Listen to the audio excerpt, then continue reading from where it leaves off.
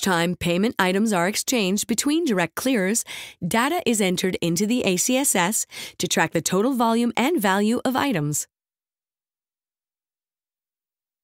So we know that aggregate volume and value data is entered into ACSS streams by each direct clearer that is owed funds as a result of payment exchanges.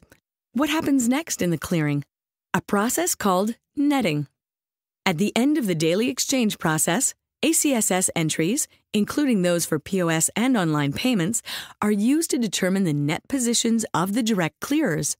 Netting is the process of establishing the amount owed to each FI by adjusting the mutual claims of each one on the other. The ACSS determines the amounts owing between each pair of direct clearers, a process known as bilateral netting. The system also determines the net positions of each FI overall. This process is referred to as multilateral netting. The multilateral net position of each direct clearer is called its clearing balance. Settlement at the Bank of Canada is the next and final step in the clearing and settlement process. It takes place following the end of an ACSS cycle around 11 a.m. each business day.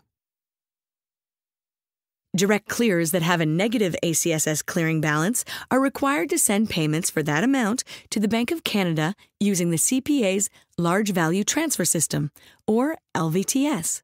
When the Bank of Canada receives a settlement payment from a direct clearer, it updates that direct clearer's ACSS settlement account records to reflect the payment. Direct clearers with a positive ACSS clearing balance can choose to maintain a positive balance in their ACSS settlement account or reduce the balance by receiving an offsetting LVTS payment from the Bank of Canada. Settlement on the books of the Bank of Canada is final or irrevocable in payment speak.